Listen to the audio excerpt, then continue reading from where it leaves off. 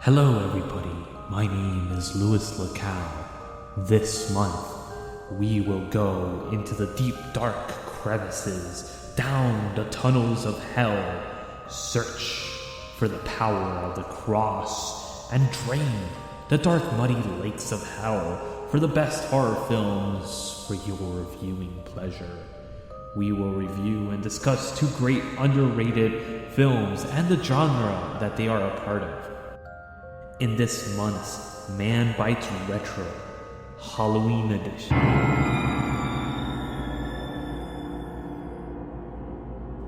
Today, we will be discussing the Word of Death. Now, this means basically anything that conjures demons, creatures, ghouls, and all the monsters and things that come from the pits of hell. This week, I chose two great films, The Gate, which is a 1987 film, and Beyond the Gate, the 2016 film.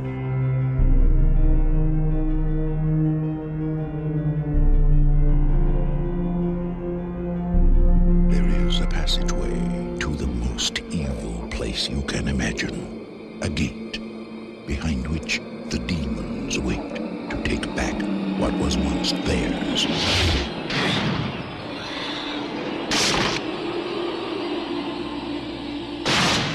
And now, someone has opened the gate.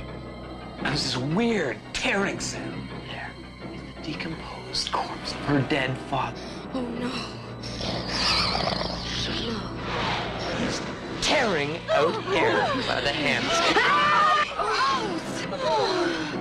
I'm calling the police.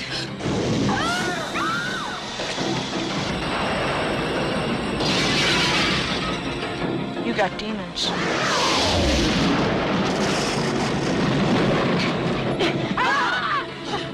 I mean, you guys are serious about that demon stuff? Demons? What kind?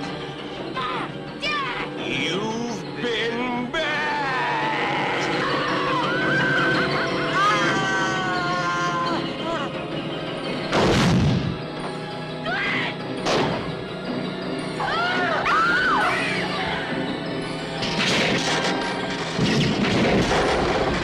They have opened the gate. Pray, it's not too late.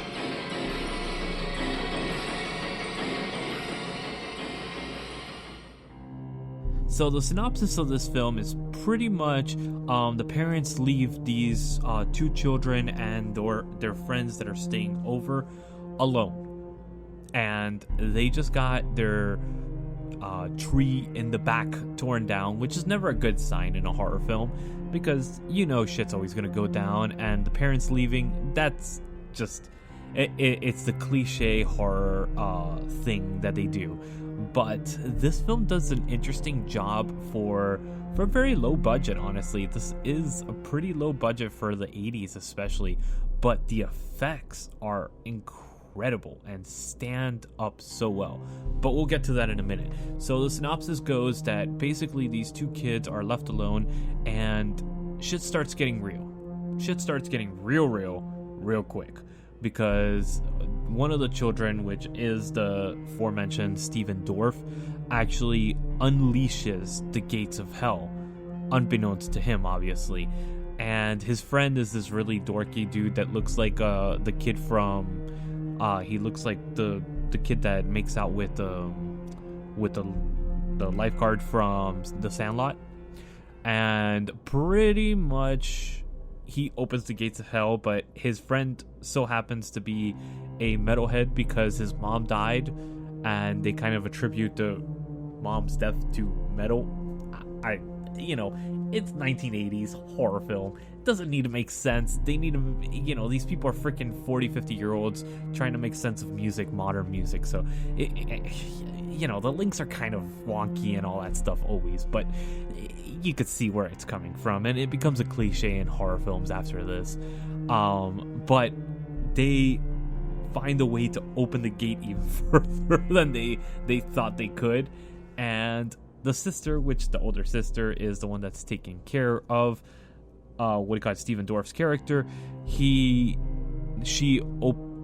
decides to do a party as well, which obviously the parents said, don't throw a party, and then cut to a party.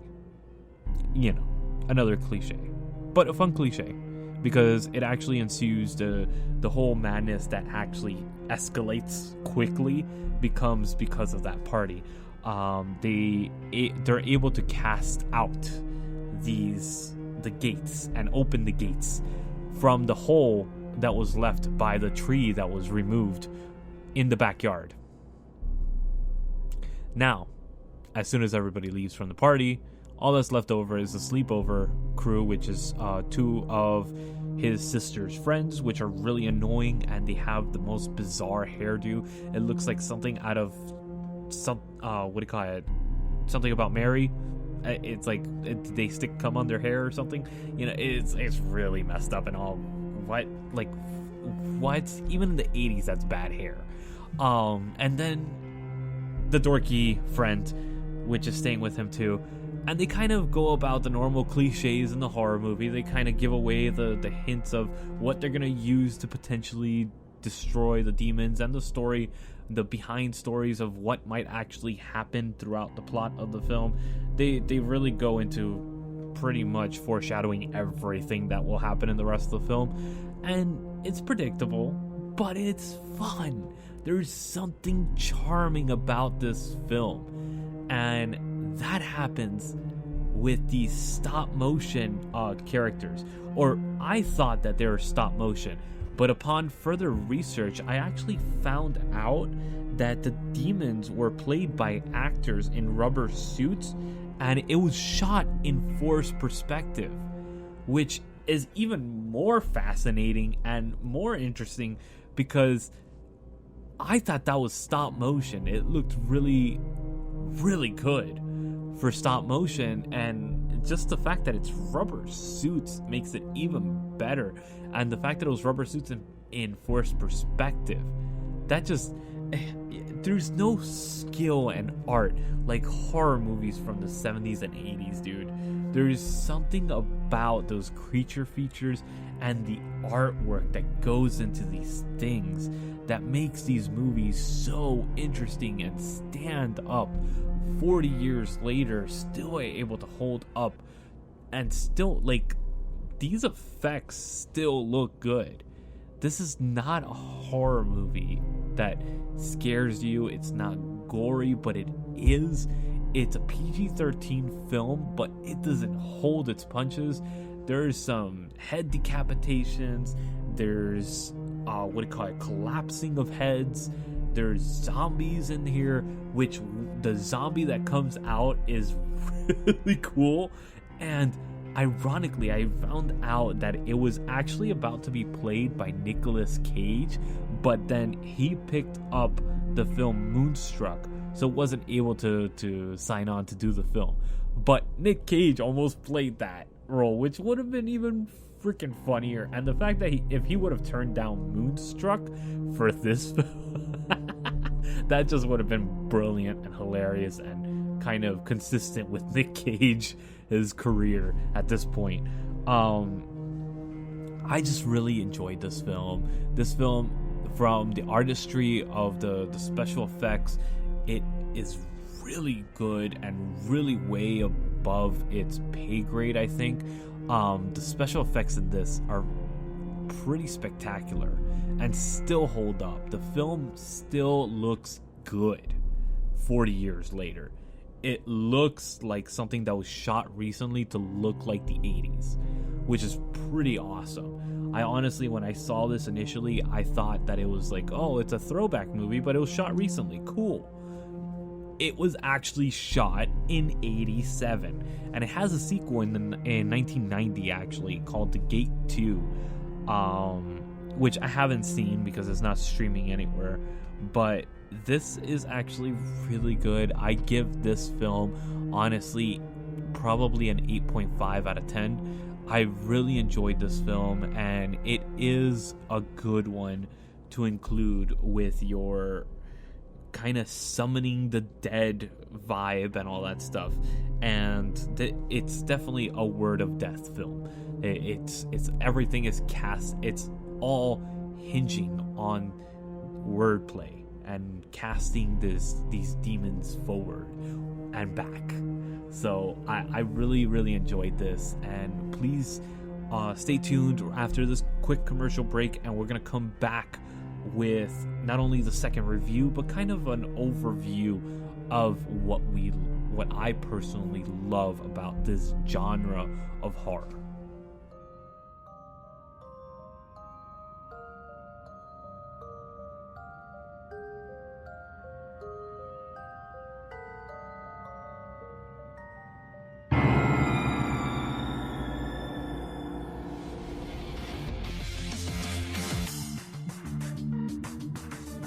Hello, movie nerds. This is Louis Lacow. This is William Phoenix. And I'm your host, Brandon Lacoe. Do you search for hours on Amazon, Netflix, Hulu, and Shudder? Always looking for the next show to binge or movie to watch? Before you binge, take a bite with Man Bites Films.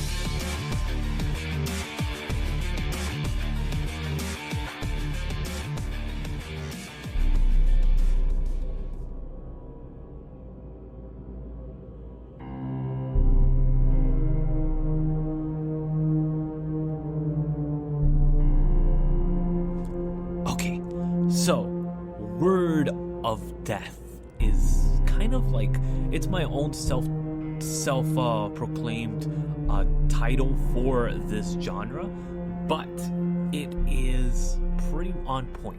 Any genre film that kind of consists of them having to participate in wordplay or kind of casting a demon forward or a catalyst forward, very much like the Evil Dead movies, anything that's really casting, bringing out the devil.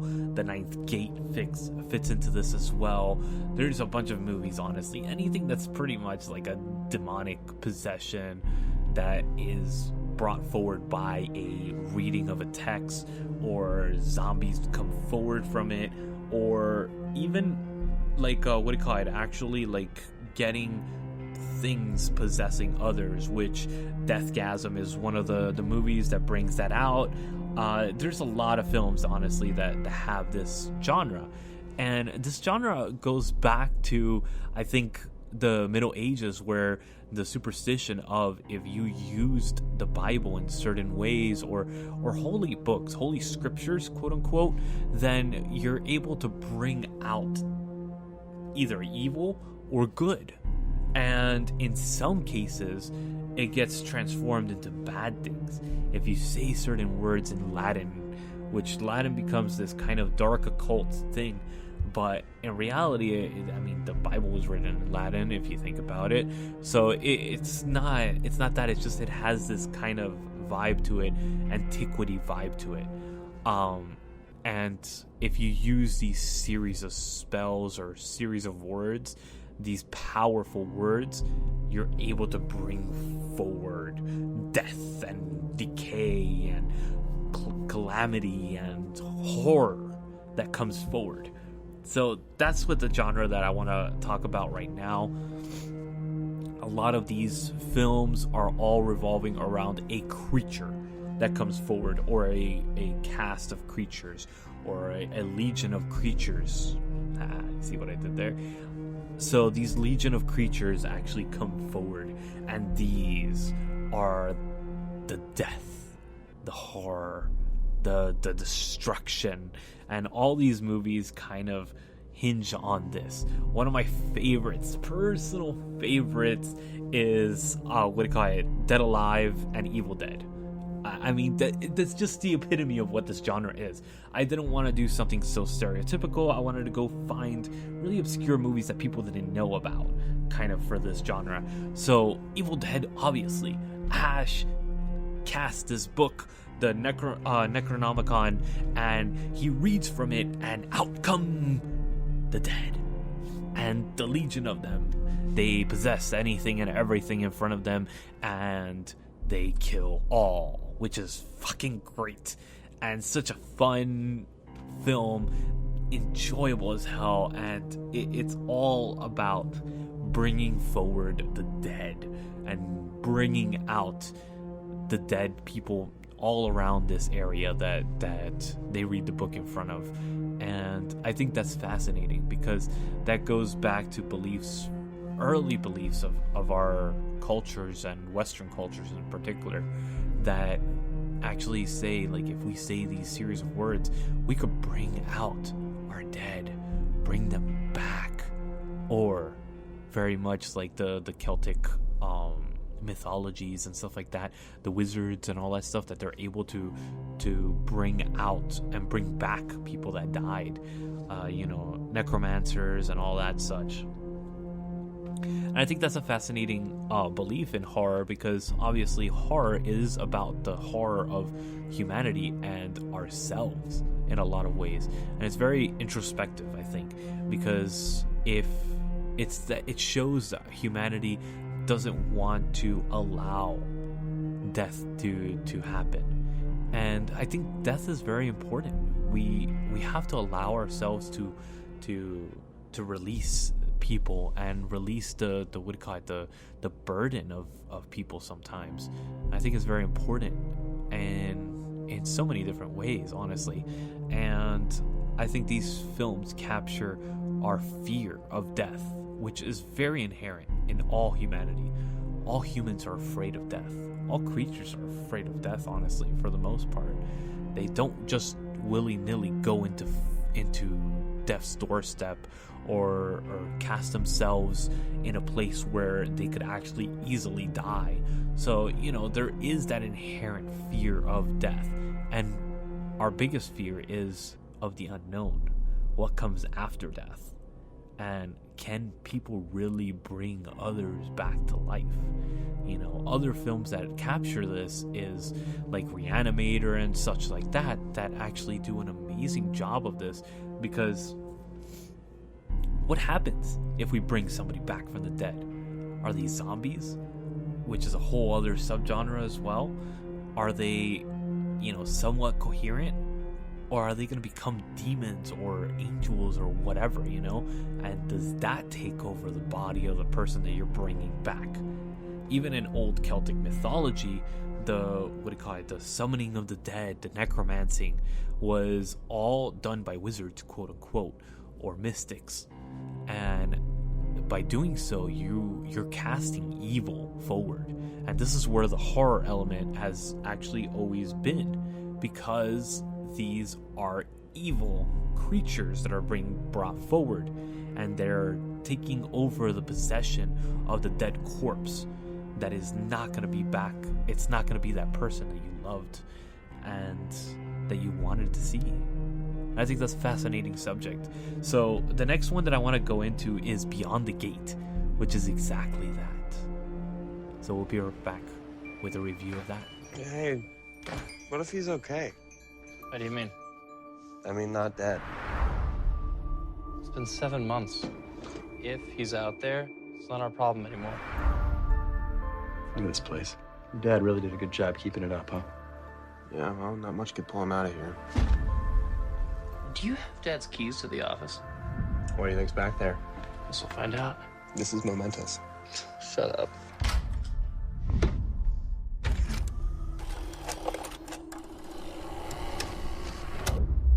Welcome, curious viewers. We found this weird, probably banned VCR game. It's like a board game, but you gotta watch it. Obtaining the 4 keys allows passage beyond the gates. Only there can your father's soul be saved. Did you just hear that? Where did you say you found this again? Hey, did you try to get into the house last night? Why? Did someone try and break in? I felt like somebody was watching us. Maybe you need to take a break from this for a while. We think our father bought this from your store. What if we just stopped? I'm not gonna stop until we find Dad. And I suggest you play the game.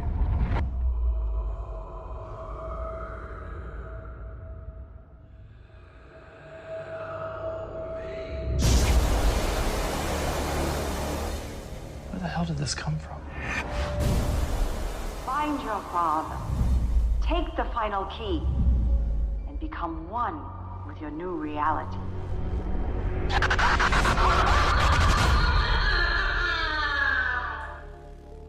That lady was smoking hot. I think I want it. Sure is now.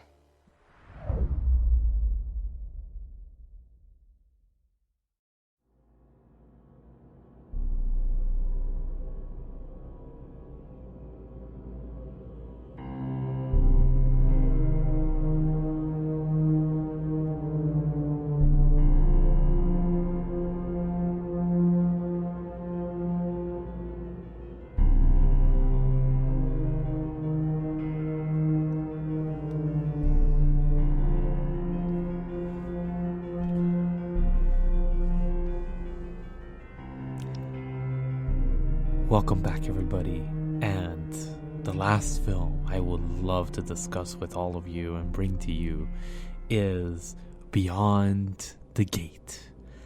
Beyond the Gate is such a great film. This is a 2016 throwback 80s film, and the cast is really mostly unknowns, minus one actress, Brea Grant, and the story is basically about these two brothers that inherit an old video store, an old VHS store that the father used to run, and they are forced to come together, that they had not seen each other in years, and they start reminiscing over old movies, which is, for anybody out there that's a true fan of 80s and 90s horror, this kind of goes back to that. It's very, very interesting seeing all these old films from the 80s and 90s, which let me go into a little bit of back history. In the 80s and 90s, pre-streaming networks and all that stuff, there was a huge outcry for horror movies that went straight to VHS. They were making so many of them that it was literally, Troma Films started it in the 70s and kind of became the huge catalyst of the 80s and 90s straight to video campaigns. And by doing this, they were able to shoot on lower budgets, not having to spend so much money on advertisement and all that stuff, and just hope that these titles would be seen. Now, a lot of these films, they had the most amazing cover art because that's what they spent their money on. A lot of these were hand-drawn drawings of especially like things that were going on. So it's very reminiscent of like the 40s and 50s posters and such like that the cover art for them was so incredible and such interesting artwork, and they're so vivid and vibrant and so great, honestly, so great. A lot of these horror films, that's all they counted on. So obviously it's very important to these films back in the 80s and 90s. And this VHS store is full of these covers. And their father used to love playing this old relic of the past, which I had completely forgotten about until I saw this movie, and it was these VHS board games. Oh my god, I used to love these things.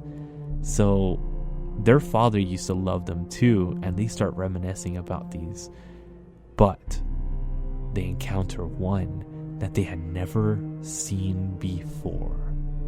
The board game is called Beyond the Gate. Now, this is very much a Jumanji ripoff turned horror film. And as soon as they start putting it down, they start playing it. And by playing it, they start going through the different levels of hell and opening gate after gate after gate.